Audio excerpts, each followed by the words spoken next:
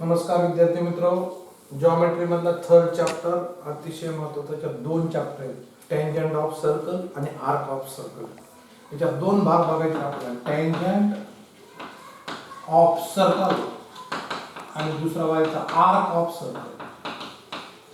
Arc of circle दोन भाग बघायचे म्हणून मोठा चॅप्टर आहे. पेपर सेकंड आणि मार्क 12 मार्कला एक्झाम मध्ये विचारला जातो. तुम्हाला आता कोरोनाचा याच्यामध्ये थोडा सिलेबस कमी केलेला आहे. त्यातला लास्ट एक्सरसाइज किंवा लास्ट एक भाग त्यांनी थोडा कॅन्सल केलेला आहे की 3.5 एक्सरसाइज कॅन्सल केलेली, म्हणून आपण ती घेणार नाही.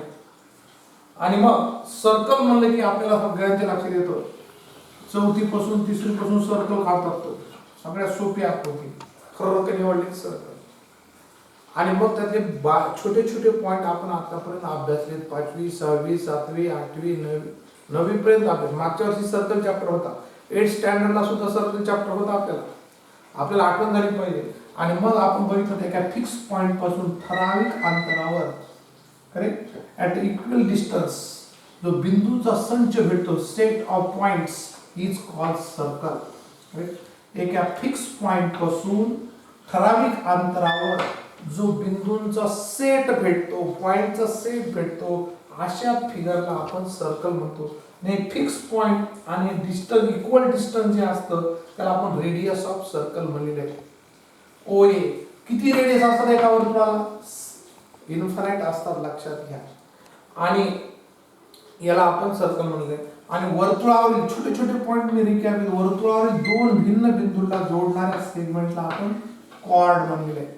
वर्तुळावरील सर्कलवरील दोन भिन्न बिंदूला जोडणाऱ्या सेगमेंटला, एक बिंदू वर्तुळावरील म्हणालो, सर्कलवरील कोणते दोन पॉइंट घेतले त्याला जोडणाऱ्या सेगमेंटला आपण कॉर्ड म्हणले.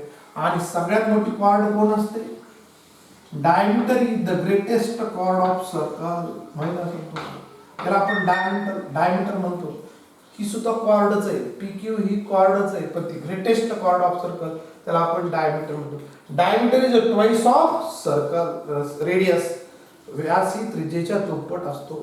कॉर्ड, डायमीटर ही सर्कलची ग्रेटेस्ट कॉर्ड असते, लक्षात घ्या. एवढ्या गोष्टी बघितल्यात आपण.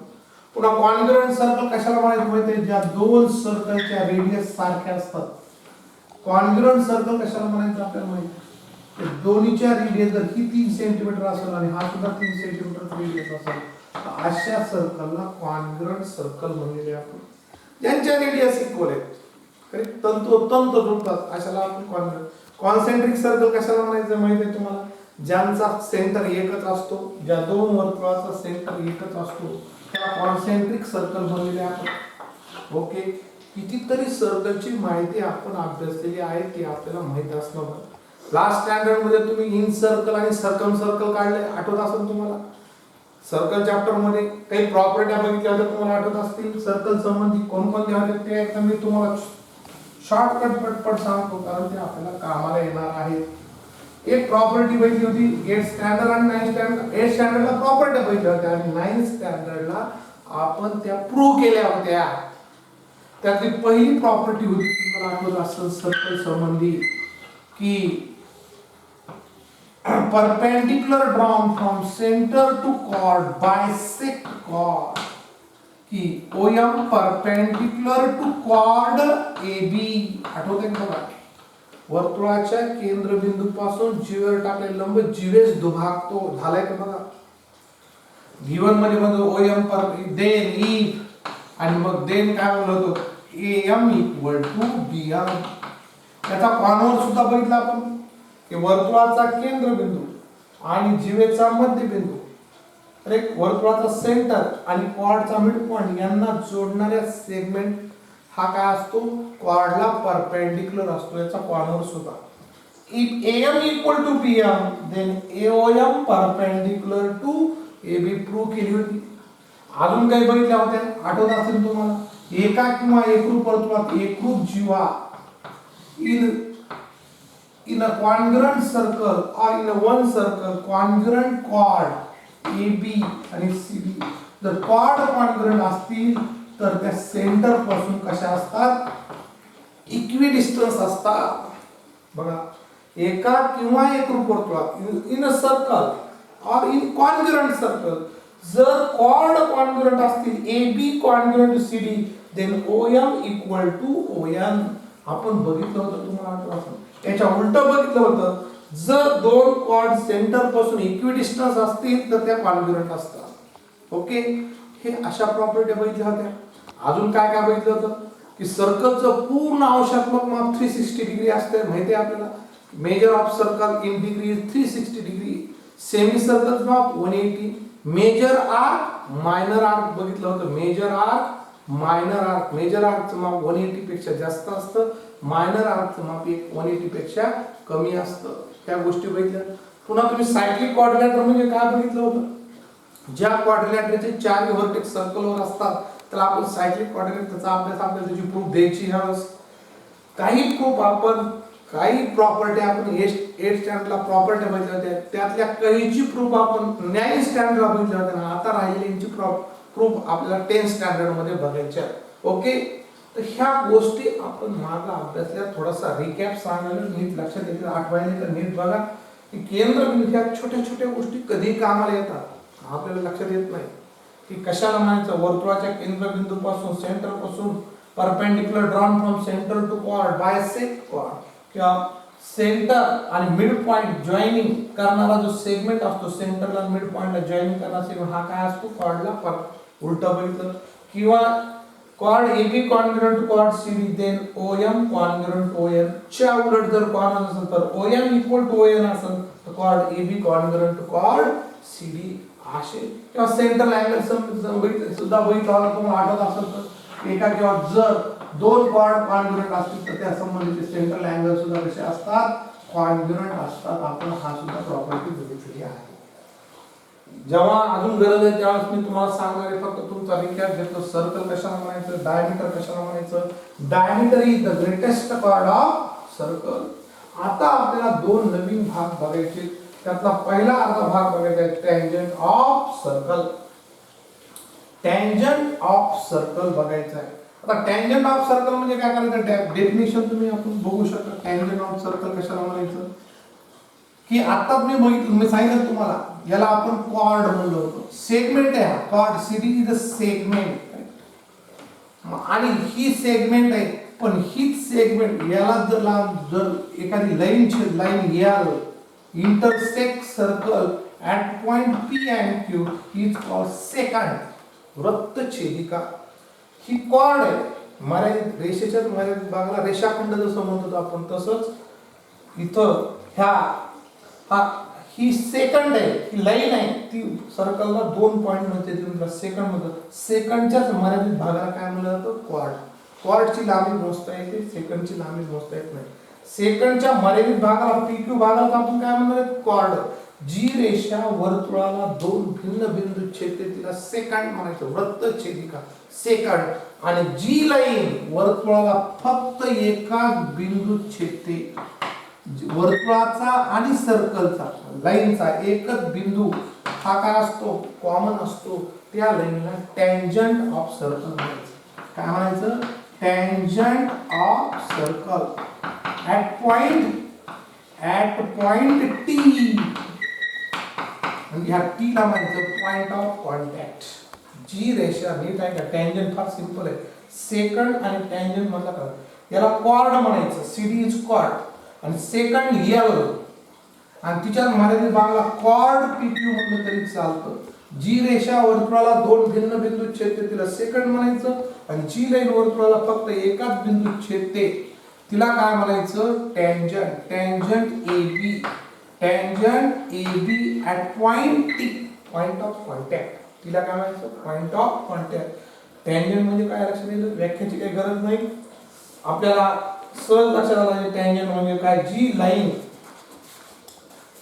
Second and tangent page number मध्ये तुम्हाला 50 वर दिले की टँजंट म्हणजे काय मी सांगितलं. याला टँजंट म्हणता येणार नाही, बाहेर असं चालणार नाही आणि आतही चालणार. आत याला आपण सेकंड म्हणू शकतो, जी फक्त एकाच बिंदू टच करते. याचं कन्स्ट्रक्शन आपल्याला कन्स्ट्रक्शन चॅप्टर मध्ये बघायचं, कशी टँजंट प्रत्यक्षात. आज फक्त सांगायचं की जी रेषा वर्तुळाला फक्त एकाच बिंदूत छेदते, एकाच फक्त, किंवा सर्कल आणि त्या लाईन मध्ये एकच पॉइंट काय असतो, कॉमन असतो, त्याला टँजंट ऑफ सर्कल. ही कशी काढायची आपण कन्स्ट्रक्शन चॅप्टर मध्ये बघणार आहे. सगळ्या त्या सर्कल चॅप्टरचे प्रत्येक कन्स्ट्रक्शन आपण पुढे बघणार आहोत, लक्षात घ्या. तर टँजंट ऑफ सर्कल वर आपल्याला दोन थेरम आहेत, ते प्रॉपर्टी म्हणून खूप महत्त्वाचे, लक्षात घ्या. हा चॅप्टर 12 मार्कला आहे, सगळ्यात जास्त मार्कला हा चॅप्टर विचारला जातो. नीट लक्षात घ्या आणि समजून घ्या. दोन भागात चॅप्टर आहे. मागच्या सिलेबस मध्ये हे दोन चॅप्टर वेगळे होते, टँजंट ऑफ सर्कल आणि आर्क ऑफ सर्कल, पण हे दोन्ही मिक्स केल्याने मोठा चॅप्टर आहे. याच्यावर दोन थेरम आहेत. टँजंट थेरम, त्याला आपण काय म्हणणार आहे, टँजंट थेरम.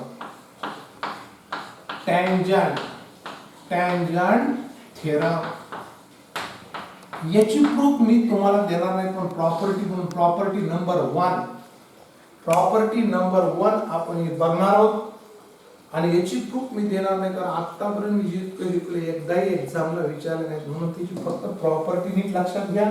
पहिली प्रॉपर्टी नंबर 1 म्हणू शकतो, लक्षात ठेवायचं. जसं आपण पहिला चॅप्टर तुम्हाला असं सिमिलॅरिटी मध्ये किती प्रॉपर्टी घेतल्या होत्या, पुन्हा पायथागोरस मध्ये किती प्रॉपर्टी घेतल्या होत्या, आणि ह्या चॅप्टर मध्ये प्रॉपर्टी, एवढे 3 चॅप्टर मध्ये पुन्हा आता थेरम नाही, पुढे कन्स्ट्रक्शन आहे आणि पुढे सूत्र आहे. हे कन्स्ट्रक्शन झाले की बाकीच्या चॅप्टर मध्ये सगळे फॉर्म्युले. हे 3 चॅप्टर सगळ्या थेरम आहेत. पहिला, दुसरा आणि तिसरा थेरम आहे, आणि पुढचे सगळे एक कन्स्ट्रक्शन आहे. पुढचे राहिलेले 2 चॅप्टर असतील किंवा 3, हे सगळे काय आहेत, फॉर्म्युले आपण पहिल्याच याच्यामध्ये तुम्हाला दिलेले. त्याच्यावरची प्रॉपर्टी काय ते आपण बघूया. ओके,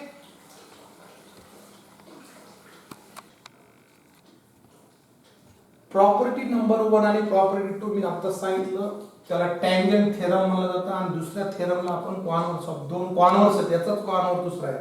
ह्या दोन्ही प्रॉपर्ट्या खूप महत्त्वाच्या आहेत, लक्षात घ्या. टँजंट थेरम काय म्हणतो, 2 आहेत, याचा कॉन्व्हर्स दुसरा आहे, ते समजून सांगणार आहे. फक्त प्रॉपर्टी काय ते नीट समजून घ्या. खूप वेळा कामाला येणार आहे आपल्याला, दोन्हीचा फरक नीट समजून घ्या. प्रूफ अपेक्षित नाही, तर इनडायरेक्ट प्रूफ आहे, एकदा एक्झामला विचारले नाही, दोन्ही विचारले गेले नाहीत. आता तर काय तुमचं वर्ष खूपच मजेशीर आहे, त्याच्यामुळे असे विचारायचाच प्रश्न नाही.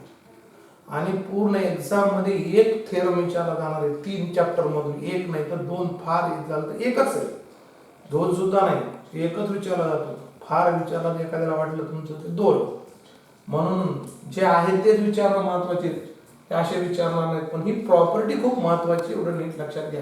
काय असते टँजंट थेरम, काय म्हणतो, a tangent at any point of a circle, एखादी tangent of circle is perpendicular to, a tangent at any point of circle is perpendicular radius at point of contact. एखादी टँजंट जर काढली असेल सर्कलला, आणि ती कशी असते, रेडियसला कशी असते, परपेंडिक्युलर असते, लक्षात घ्या. कुठं, perpendicular radius at of point of contact, तिच्या पॉइंट ऑफ कॉन्टॅक्ट मधून जी रेडियस काढली, कोणती आहे, आता ही रेडियस आहे, ही परपेंडिक्युलर असते. थोडक्यात काय, टँजंट आणि पॉइंट ऑफ कॉन्टॅक्ट, याचा पॉइंट ऑफ कॉन्टॅक्ट याच्यातून काढलेली रेडियस, या दोन्ही एकमेकांना काय असतात, परपेंडिक्युलर असतात. यालाच टँजंट थेरम म्हणायचं आहे.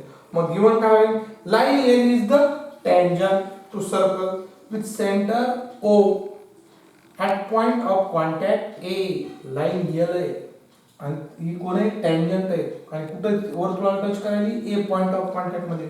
आणि टू प्रूव्ह काय, लाईन एल अँड रेडियस होईल, त्याच्या पॉइंट ऑफ कॉन्टॅक्ट मधून काढलेली रेडियसला ती कशी असते, परपेंडिक्युलर असते. एखादी टँजंट आहे म्हणले ती रेडियसला परपेंडिक्युलर असते, एवढी सिंपल आहे. प्रूफ इनडायरेक्ट आहे, तुमच्या टेक्स्ट बुक मध्ये दिलेली, पेज नंबर 51 वर बघायचे असेल तर बघू शकतात, सहज लक्षात येईल. याच्यापेक्षा दुसरा कॉन्व्हर्स ऑफ टँजंट थेरम म्हणजे काय म्हणतात, टँजंट परपेंडिक्युलर थेरम म्हणलं तरी चालतं. आता याच्या उलटा थेरम कोणता आहे, कॉन्व्हर्स ऑफ टँजंट थेरम. असंच काय म्हणतो, a line is perpendicular to radius at its point on the circle. एखादी लाईन त्याच्या रेडियसच्या पॉइंट मधून, सर्कलवरच्या पॉइंट मधून रेडियस असेल, जर तिला परपेंडिक्युलर असेल, दुसरी तिसरी कुंडल कोण असली पाहिजे, ती टँजंट ऑफ सर्कल असली पाहिजे, लक्षात घ्या. मग line L is perpendicular, given काय होईल, in figure in figure, M is the center of circle, and line L is perpendicular to radius. Line म्हणायला M या आणि टू प्रूव्ह काय होईल मग to prove line L is tangent. Line L is tangent to circle. एखादी रेषा काय line is perpendicular radius at its point on circle. रेडियसचा पॉइंट सर्कल वर कोणता आहे L. त्याच्यात ती जर परपेंडिक्युलर असेल रेडियसच्या पॉइंटला तर ती काय असते की लाईन टँजंटच असते. लक्षात घ्या कॉन्व्हर्स म्हणजे एखादी रेषा रेडियसला परपेंडिक्युलर असेल त्या पॉइंट ऑफ कॉन्टॅक्ट मधून जर जाणाऱ्या रेडियसला परपेंडिक्युलर असेल तर ती टँजंट असते. इकडे उलट बघितलं एखादी टँजंट ही त्याच्या पॉइंट ऑफ कॉन्टॅक्ट मधून दिलेल्या रेडियसला काय असते परपेंडिक्युलर असते. लक्षात घ्या ती एखादी रेषा म्हणाला नाही तर टँजंट ही तर L इज द टँजंट तिथे L टँजंट नाही घेऊन उलट दिलंय. Correct. A line is perpendicular एखादी रेषा जर त्या रेडियसच्या एंड पॉइंटला जर परपेंडिक्युलर असेल तर ती रेषा टँजंट असते. हे दोन प्रॉपर्ट्या खूप महत्त्वाच्या आहेत. लक्षात घ्या. याची प्रूफ अपेक्षित नाही. याची प्रूफ फार सोपी आहे. तुम्ही ती सुद्धा बघू शकता पेज नंबर 52 वर आहे. सिंपल प्रूफ आहे. कारण हा राईट इथं याच्या व्यतिरिक्त कोणता बिंदू घेतला याचा बी बिंदू घेतला आता हा राईट अँगल ट्रायंगल होईल आणि राईट अँगल ट्रायंगल मध्ये हायपोटेन्यूज ही काय असते हे याच्यापेक्षा मोठी बाजू असते आणि म्हणून कॉमन पॉइंट कोणताच असणार नाही त्याच्यामध्ये आणि म्हणून तीच फक्त रेडियस असं लक्षात घ्या. करेक्ट. ह्या दोन गोष्टी नीट लक्षात घ्या. पुन्हा 2 मिनिटात रिपीट करतो. एखादी टँजंट असेल आणि ती जर परपेंडिक्युलर तर ती त्याच्या रेडियसच्या एंड पॉइंट ऑफ कॉन्टॅक्ट काढल्या रेडियसला काय असते परपेंडिक्युलर. थोडक्यात रेडियस कशी रेडियस पण त्या टँजंटच्या पॉइंट ऑफ कॉन्टॅक्ट मधून काढलेले रेडियस आणि टँजंट या परस्परांना परपेंडिक्युलर असतात. या उलट एखादी लाईन रेडियसच्या एंड पॉइंटला किंवा पॉइंट ऑफ कॉन्टॅक्ट मधून जी रेडियस आहे याला जर परपेंडिक्युलर असेल याला पॉइंट ऑफ कॉन्टॅक्ट म्हणतात नाही याचा एंड पॉइंट रेडियसचा एंड पॉइंट कोण आहे L. याच्यामध्ये जर परपेंडिक्युलर असेल एखादी रेषा तर ती त्या सर्कलची काय असते टँजंट असते. लक्षात घ्या. इथं परपेंडिक्युलर दाखवा कारण line L is perpendicular to radius L. Correct. आणि इथं मात्र परपेंडिक्युलर दाखवायचं नाही. इथे टँजंट असेल तर ती परपेंडिक्युलर असते. एवढ्या दोन गोष्टी लक्षात घ्या. याच्यानंतरचा थेरम मात्र एक्झामच्या दृष्टीने महत्त्वाचा आहे. आपण तो बघणार आणि अतिशय सिंपल थेरम आहे. आपण तो बघू. ओके. प्रॉपर्टी नंबर 3 बघायची आपल्याला खूप महत्त्वाची एक्झामच्या दृष्टीने थेरम खूप महत्त्वाचा आणि सगळ्यात सिंपल थेरम आहे.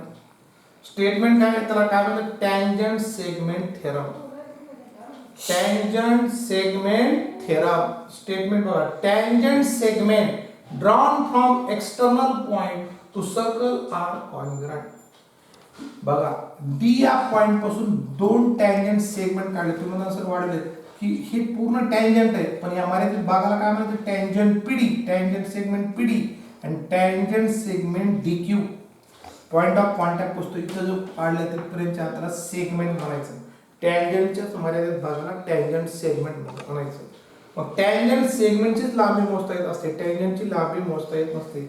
मग पुन्हा मराठीत सांगतो एकाच बाह्य बिंदूतून वर्तुळाला काढलेल्या दोन स्पर्शिका खंड म्हणतात त्या मराठीत काय म्हणतात ची लांबी समान असते किंवा कॉन्ग्रुएंट असतात. Tangent segment drawn from external points are congruent. मग गिवन काय होईल given in figure A is the center of circle. A is the center of circle and also tangent segment कोणती DP and DQ are drawn from external point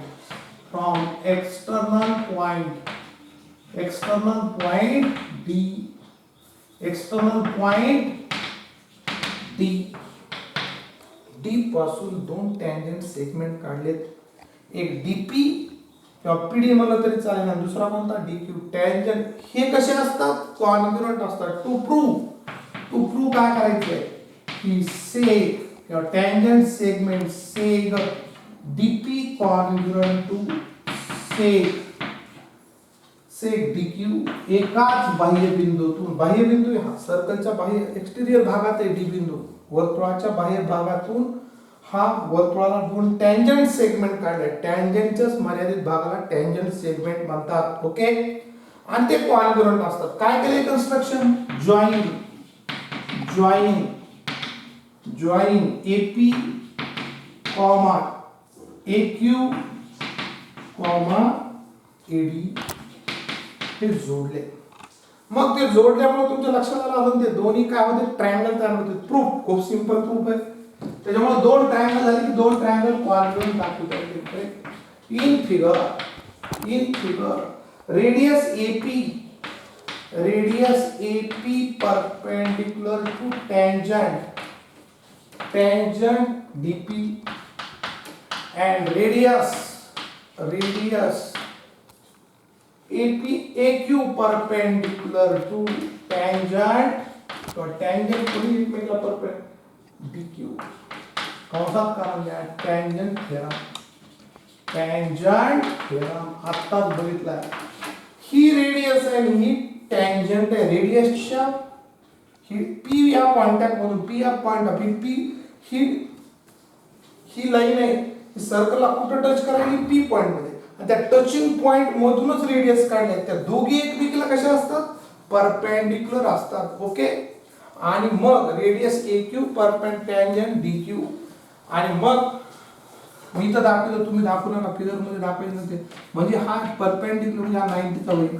in triangle APD, now in triangle APD and in triangle APD and AQD, हा 90 का झाला ते फार महत्वाचं आहे.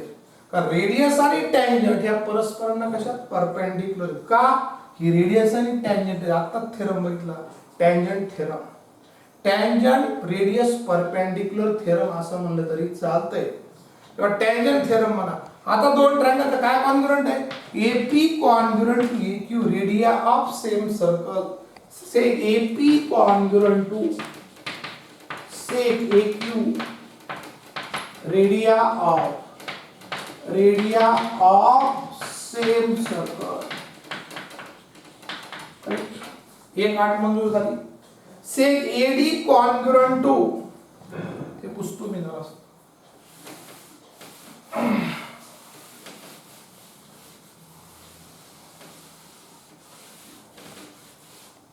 एक आठ मंजूर झाली. Seg AD congruent to seg AD फाय कॉमन, आणि लास्ट वन दोन आठी मंजूर झाले तरी पुरे. Angle P congruent to angle Q each of 90 degree, तीन आठी मंजूर झाल्या. कोणती टेस्ट असेल, therefore triangle APD congruent to triangle AQD by hypotenuse side test.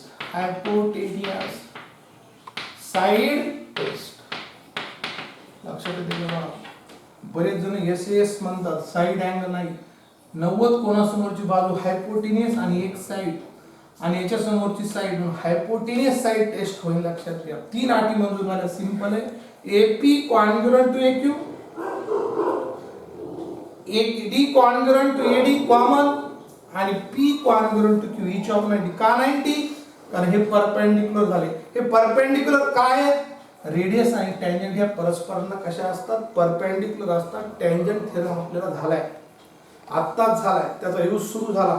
या चॅप्टर मध्ये बऱ्याच वेळा तुम्हाला ह्या प्रॉपर्टीचा यूज होणार आहे. आणि देअरफॉर मग आपल्याला काय म्हणता येईल? सेग जे विचारलंय ते seg DP congruent to seg DP corresponding sides of congruent triangle. इतकी सिंपल प्रूफ आहे, लक्षात घ्या की tangent drawn from external point, tangent segments drawn from external points are congruent. याचं कन्स्ट्रक्शन सुद्धा तुम्हाला कन्स्ट्रक्शन चॅप्टर मध्ये बघायचं, लक्षात घ्या. बाह्य बिंदूतून अशा टँजंट काढायचे एकाच वर्तुळाला, याची सुद्धा तुम्हाला कन्स्ट्रक्शन आहे, कन्स्ट्रक्शन चॅप्टर मध्ये बघायचं. याच्यात थेरी बघायची आणि कन्स्ट्रक्शन चॅप्टर मध्ये याचे प्रत्यक्ष कन्स्ट्रक्शन बघायचे, प्रत्यक्ष प्रयोग करायचा आहे. इतकी सिंपल ग्रुप आहे, काही त्याच्यात हे नाही. पुन्हा एकदा सांगतो, रिपीट करतो की ए हा सेंटर आहे, पुन्हा डी या बाह्य बिंदूतून दोन टँजंट सेगमेंट काढले, करेक्ट. एकाच एक्सटेरियर पॉइंट आहे हा, D is the exterior point of circle having a centre A. आणि काय प्रूव्ह करायचंय, ते दोन्ही इक्वल लेंथ असतात, डीपी अंतर आणि डीक्यू अंतर इक्वल लेंथ असतात किंवा कॉन्ग्रुएंट असतात. काय काय जॉईन केलं कन्स्ट्रक्शन मध्ये, एपी, एक्यू आणि एडी जॉईन केली. आणि मग पहिला आपण टँजंट थेरमचा यूज केला, radius AP perpendicular to tangent DP, radius AQ tangent DQ by tangent theorem किंवा tangent perpendicular tangent radius perpendicular theorem असं म्हणलं तरी चुकीचं नाही. दोन ट्रायंगल कॉन्ग्रुएंट झाले. कोणती टेस्ट वापरली, हायपोटेन्यूस साइड टेस्ट वापरली. दोन बाजूनी एक कोण म्हणले की एसएस म्हणायचं नाही लगेच, हायपोटेन्यूस साइड टेस्ट वापरली की राईट अँगल ट्रायंगल साठी स्पेशल आहे. दोन ट्रायंगल कॉन्ग्रुएंट झाले म्हणजे डीपी कॉन्ग्रुएंट टू डीक्यू, म्हणजे हे दोन एक्सटर्नल पॉइंट पासून काढलेले दोन्ही सेगमेंट हे कशा असतात, कॉन्ग्रुएंट असतात. ही प्रूफ मात्र खूप महत्त्वाची आहे. एक्झामच्या दृष्टीने 3 मार्काला 4 मार्काला विचारली जाऊ शकते, बऱ्याच वेळा विचारली गेली आहे. ओके.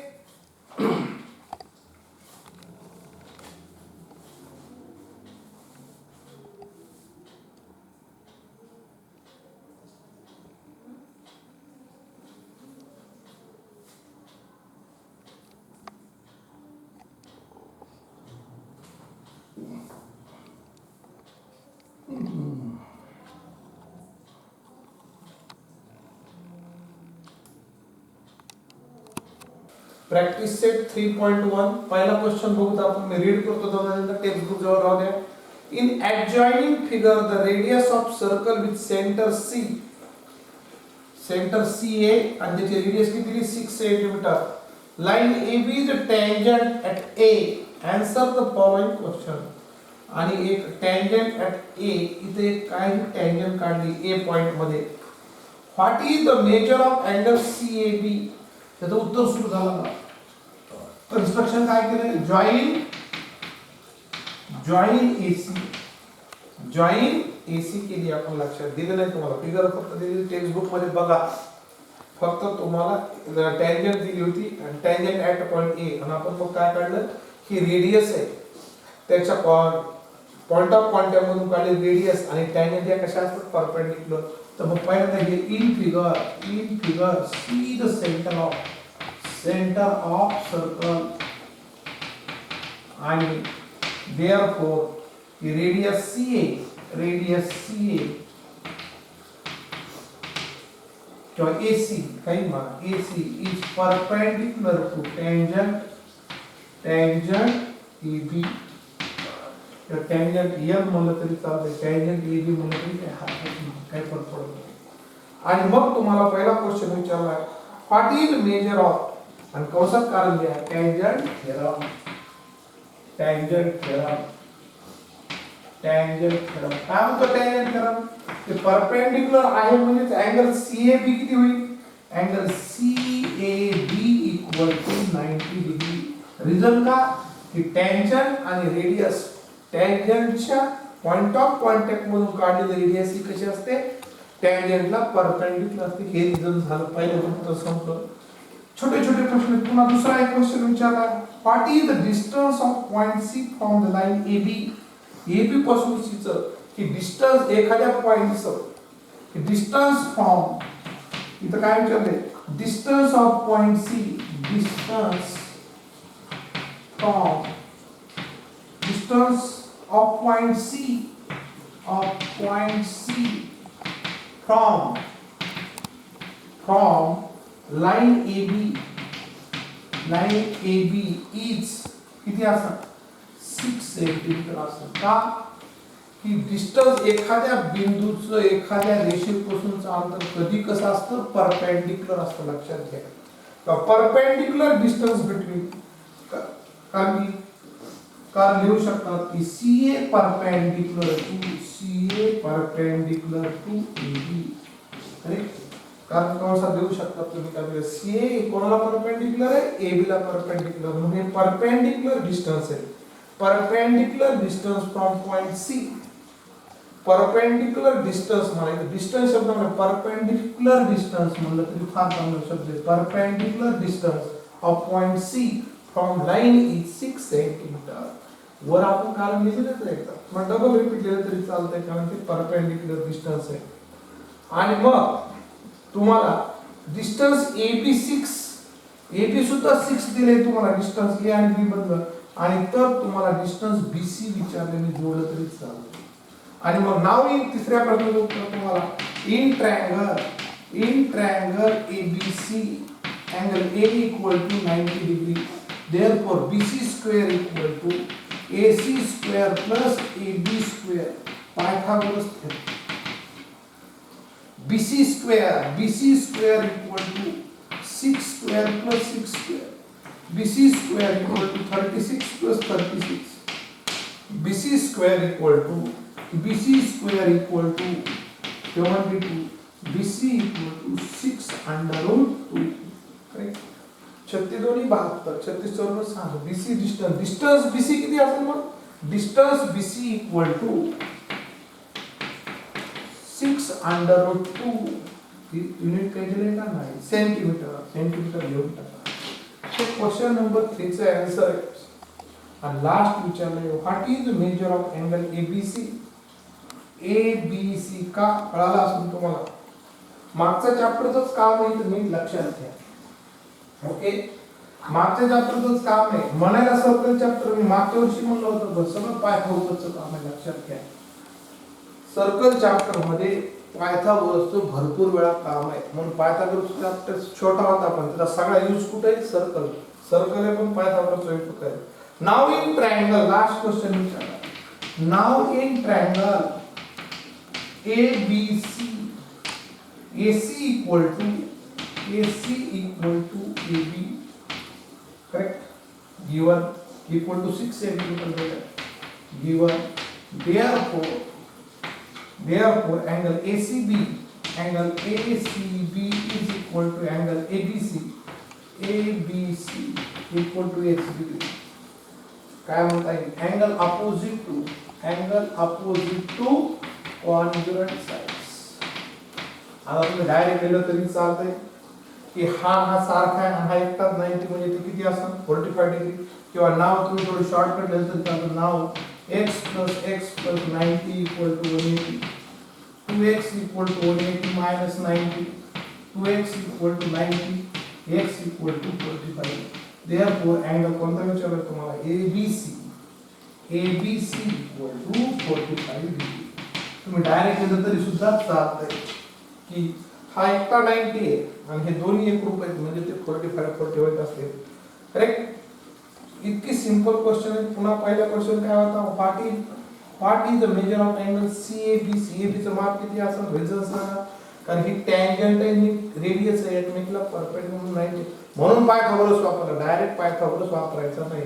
हे वाक्य आलंच पाहिजे लक्षात घ्या अगोदर करेक्ट क्वेश्चन 2 सुद्धा असंच आहे आपण छोटे क्वेश्चन 2 मार्काला एक्झाम मध्ये विचारले जाऊ शकतात आता क्वेश्चन 2 बघूत आपण क्वेश्चन 2 असंच आहे सिंपल आहे आपण बघूया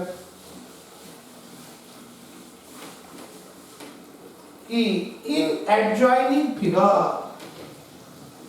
adjoining figure question 2 बघा in O is the center of circle from point R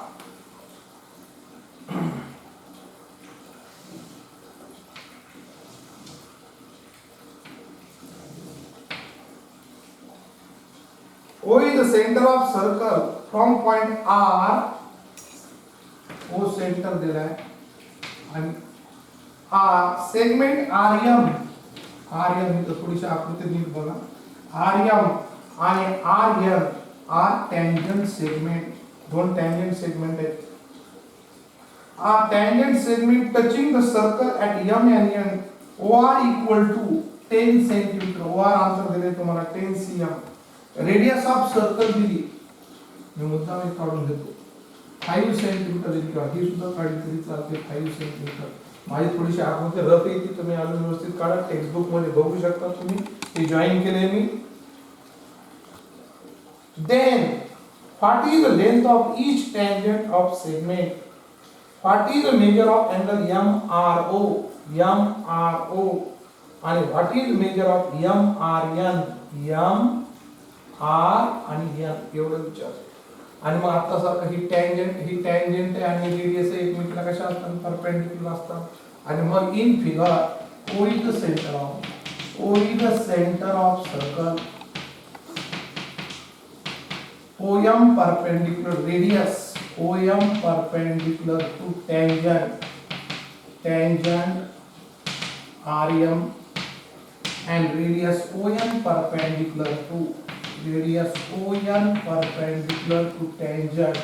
पूरा लेके चलते हैं tangent है ON, कौन सा है tangent theorem.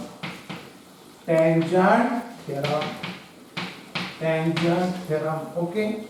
आणि मग तुम्हाला त्याच्यावर आर्यन काढायला लागतो, जेवढी आर्यन आहे तेवढीच कशी असणार आहे आर्यन. सिमिलरली तर कुठे now in triangle OMR now in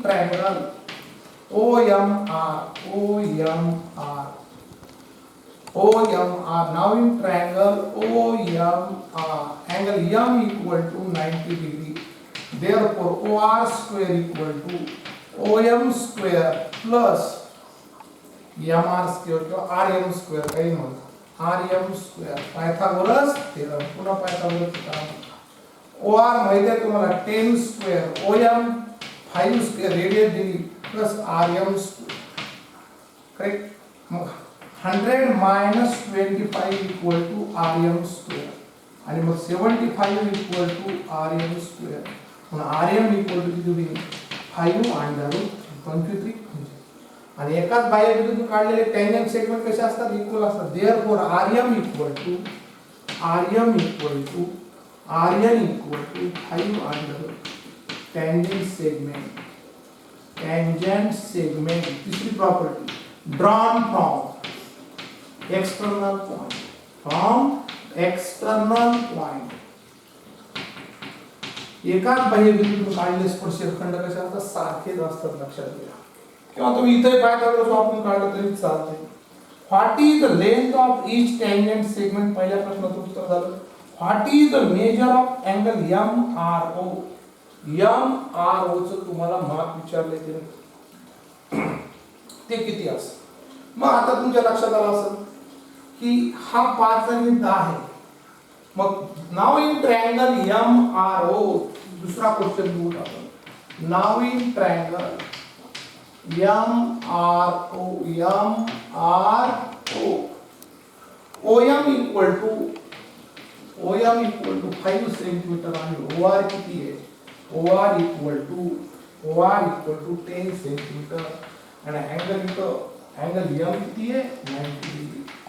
आणि therefore OM is half of कोणाच्या, therefore OM is half of OR. बरोबर आहे. एखाद्या त्रिकोणामध्ये, काटकोन त्रिकोणामध्ये एखादी बाजू हायपोटेन्यूसचा जर हाफ असेल तर त्या बाजू समोरचा कोन काय असतो 30 degree. Therefore by converse of, मागचा चॅप्टर आहे, by converse of 30 degree 60 degree 90 degree triangle theorem. बघा सगळं मागचं म्हणायला सर्कल चॅप्टर पण यूज कोणता आहे, पायथागोरस थेरमचा आहे. काय विचारले की what is the measure of MRO. angle MRO equal to 30 degree.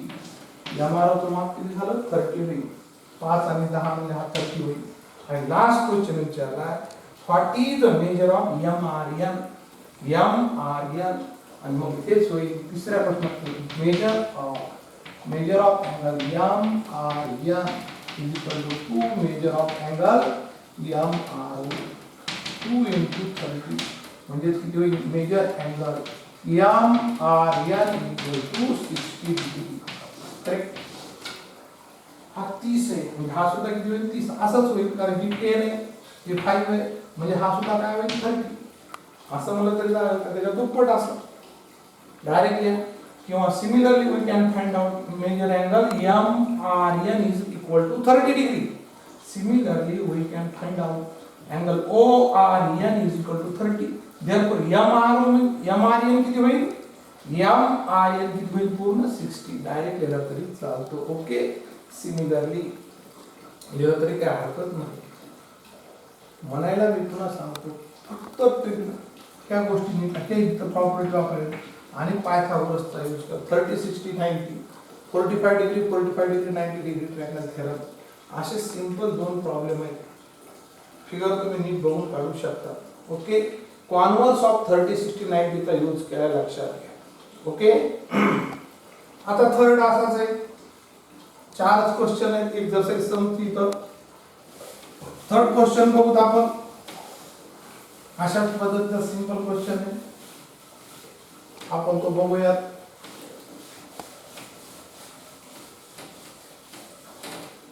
Third नंबरचा क्वेश्चन काय मी रीड करतो. Sec RM and RN are tangent segment of circle with center O. Prove that sec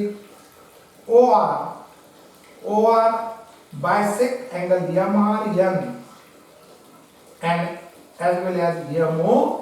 अर्थातच दाखवायचे आपल्याला. फिगर काढतो मी व्यवस्थित.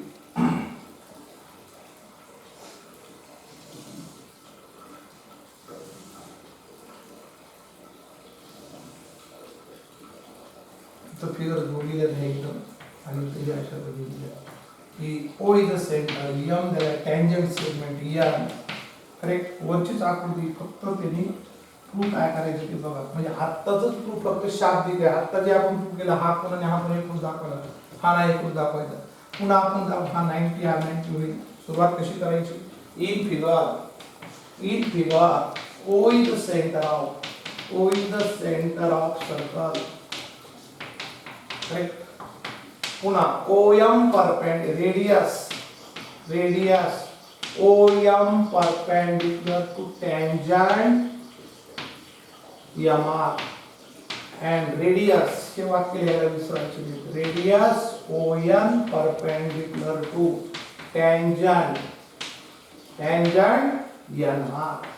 कंसात reason काय लिहायचं. Theorem of tangent theorem. Radius आणि टँजंट क्या radius tangent drawn from external point.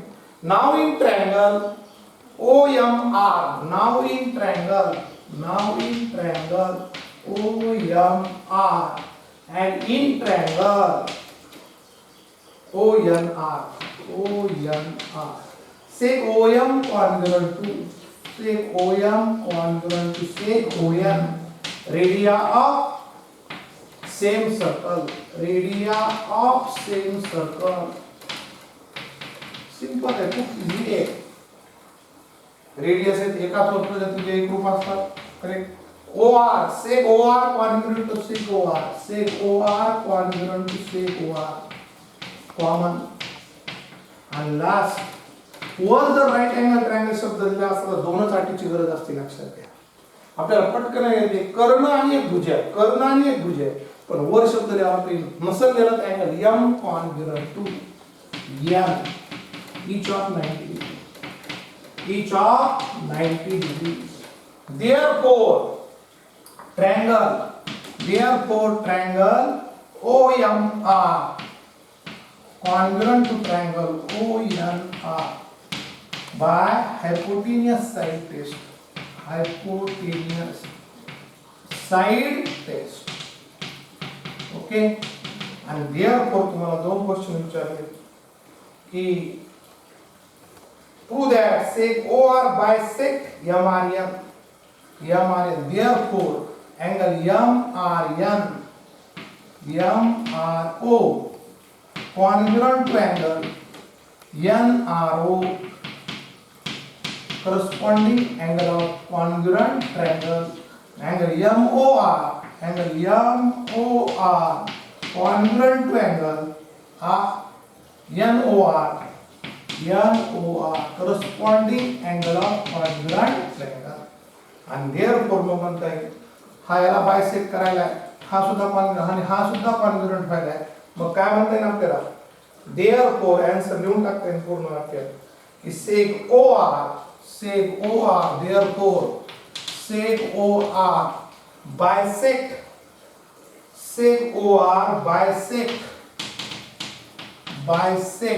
angle MRN and angle MON. काहीच नाही विशेष, तीच गोष्ट मागच्या नंतर दुसरं दाखले तेच आहे फक्त वर्ड मध्ये. अजून एक शेवटचा एकदम इझी प्रॉब्लेम आहे, तोंडी उत्तर येईल. काहीच केलं नाही, म्हणायला सर्कल चॅप्टर आहे, फक्त ट्रायंगलचा जो काही टेस्टचा वापर करायचा आहे किंवा थेरमचा वापर करायचा, पायथागोरस थेरमचा, एवढंच काम आहे. इतके सिंपल प्रॉब्लेम आहे. ओके, हा त्याचा बायसेक्ट तुम्हाला हा आणि हा पण एकूण दाखवला, हा आणि हा एकूण दाखवला, म्हणजे ओआर काय करायला, दोन्ही अँगल काय करायला, बायसेक्ट करायला.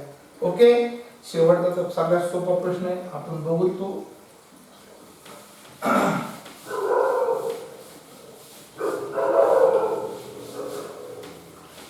सहज लक्षात येण्यासारखं.